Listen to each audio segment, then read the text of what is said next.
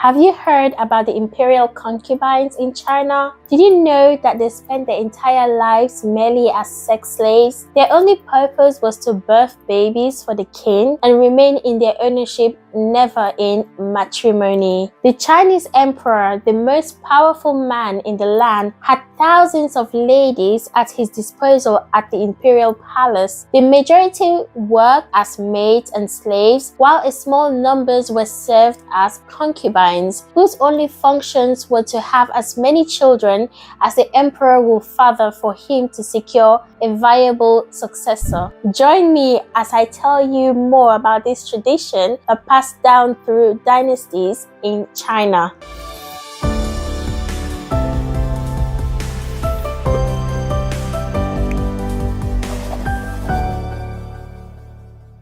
Deep-rooted history. Concubinage has a long history in China. Throughout the dynasties, concubines lived in close quarters with emperors, but they weren't legally married and they had no claim to the emperor's throne. An emperor was free to have as many or as few concubines as he liked, with the main objective of procreating a large number of offspring for him. Parents typically agree, since concubines were recruited from low-income families, believing that their daughters will have a better life inside the palace. But during the Qing era, emperors took concubines from more well-to-do aristocratic families. They had few options, even if many parents didn't choose this route for their daughters. The ideal concubine was thought to be upright, submissive, and attentive to her emperor. If a girl was selected, she entered the forbidden city between the age of 13 and 16 and began an absurd existence inside the city walls,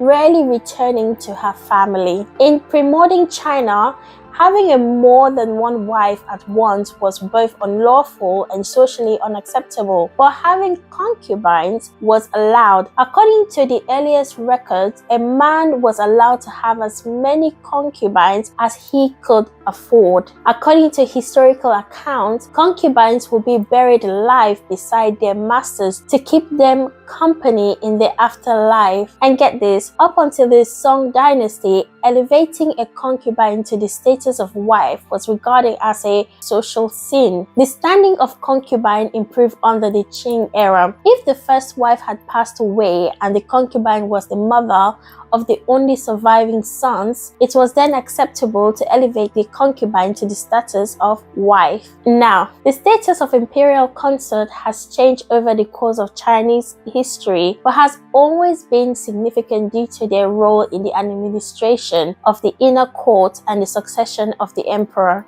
For instance, the Ming dynasty had a straightforward system with 5 widely used titles. They are the Empress, number 2, the Imperial Noble Consort, number 3, Noble Consort, 4, Consort, and 5, Imperial Concubines. You think that's too much? One of the most straightforward regimes in the Chinese history was that of the Qing dynasty, and yet they had 8 different ranks for their women. There was only 1 empress and 1 imperial consort in the imperial harem. Then they had 2 noble consorts and 4 consorts, followed by 6 imperial concubines in the harem. As for noble ladies in the imperial harem, you could have an unlimited number of them, as well as the first and second class female attendants. Basically, in the Chinese royal harem, female attendants were often given to female slaves who were selected to be minor concubines, so they could have as many as this as they want. Life of a concubine. All women in the Forbidden City were discreetly confined to the imperial quarters, which were located deep inside the palace. They couldn't leave the northern section and were only allowed in the inner courts. The majority of women in the Forbidden City work as maids and slaves, but a small number of them were concubines whose job was to bear the emperor as many children as he could father. Those who had male children were promoted to the status of imperial consort, with the empress at the top of the pyramid. As early as the Jin dynasty, women were chosen for the court as zainu, or elegant female, and the selection criterion varied from emperor to emperor. For instance, no household was free from selection under the Ming dynasty. All young, unmarried women were required to go through a very rigorous selection process. Only married girls and women with legitimate physical impairment or deformities were spared. Wondering what that process was like? You're not ready for the details. Out of thousands of women, the numbers of candidates choosing to spend several nights with women who were experts in managing and training these girls will come down to less than 100. The candidates were examined for things like body odor, body hair, and skin diseases. The finalists received instructions on appropriate speech, body language, and walking. They studied the arts including painting, reading, writing, chess, and dancing. Finally, the best of the best were shortlisted and sent to take care of the empress mother's everyday needs and serve as her maid for several days. They received additional tests as they slept next to the mother to look for anything negative, nocturnal behavior like snoring, flatulence, or talking or moving around as they slept. In fact, they had people monitoring their hand and body movement all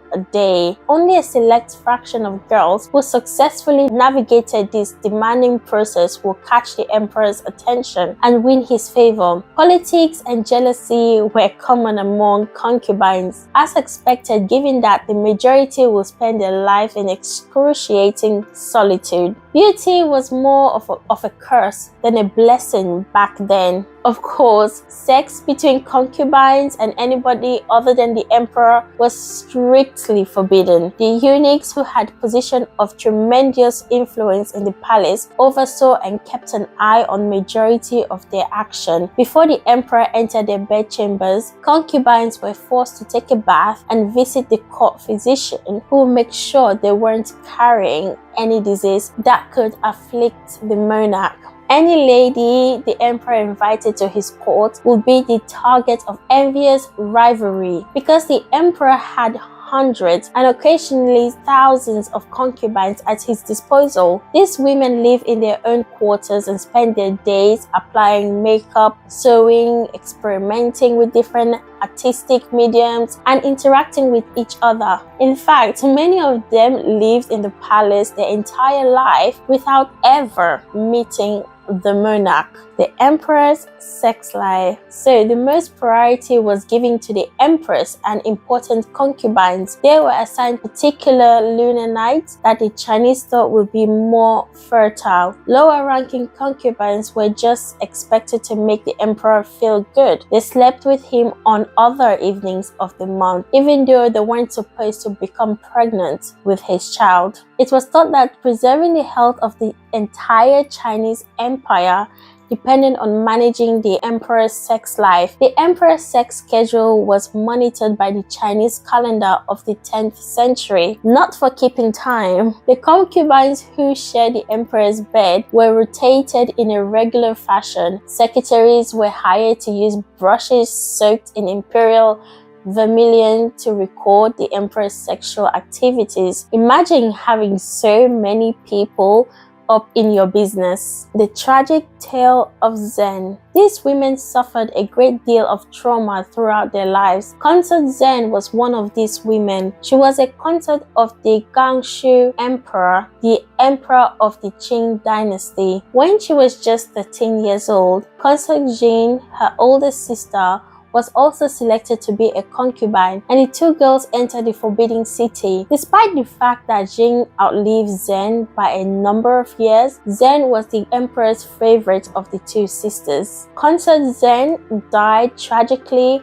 when she was thrown down a small well behind the Nizhao Palace. But what did she do to deserve such a painful death? According to a well-known version of the story, Zhen was murdered in a jealousy-fueled rage. In the Forbidden Palace, jealousy was a common problem, and Zhen's time with the emperor made him fond of her. In fact, it claims Zhen exploited her authority to meddle in palace affairs. She sympathized and backed Emperor Gao Shi's attempt to revise the constitution, for which she was put under house arrest and the emperor was brought into custody separately after the Empress Dowager Cixi put an end to the reform. Zheng was isolated for 2 long years in a little building. In addition to being unable to communicate with the emperor or her sister, she was also unable to move freely within the palace, making her an even worse prisoner than before. The imperial court escaped to Xian in 1900 while still under house arrest when the 8th Nation Allied forces assaulted Beijing. Consort Zheng is rumored to have been summoned before the Empress Dowager. Zheng pleaded for the emperor to be permitted to remain in the Forbidden City so he could try to negotiate, believing she would be saved. The empress was so furious that she gave the order to throw Zheng into the tiny well that's still there today. It took until the following year for her body to be found and for her to be finally laid to rest. A culture of cruelty. The Ming emperors were very brutal to the imperial concubines and they had no mercy on them. Some Ming emperors had upwards of 9,000 concubines. Many of these women have been abducted from their homes and were confined to a jail, only emerging when the emperor called them to his bed. They'd make use of the barbaric practice of foot binding at the time, and the crippled women were forced to be carried naked to the emperor. They were unable to flee or even enter the emperor's sleeping quarters on their own. Zheng De, the 11th Ming emperor who rose to power in 1505, got sick of concubines and became fixated on living normal life. He'd sneak out at night, disguise, and go to the brothel in the city. This didn't stop him from getting so many concubines that is believed many of them starved to death. According to many historians, Zheng De's rule was what ultimately caused the Ming dynasty to fall. Then a group of 16 concubines rebelled in 1542. The Renyi plot was an attempt to overthrow the brutal emperor. The women intervened on a night when the emperor was in the consort Duan's quarter, his favorite concubine. The emperor was left alone when the concubine and her entourage left, giving the palace woman a chance to attack. Sadly, the assassination attempt failed and all 16 women, including their families, were executed. This insanely inhumane practice was part of the country until quite recently. When the Chinese Communist Party took power in 1949, concubinage became illegal in China once and for all. So, what are your thoughts on the imperial concubines in China? Let me know in the comments below. If you like this video, give it a big thumbs up and make sure to subscribe to my channel for more videos like this. I'll see you soon with another one.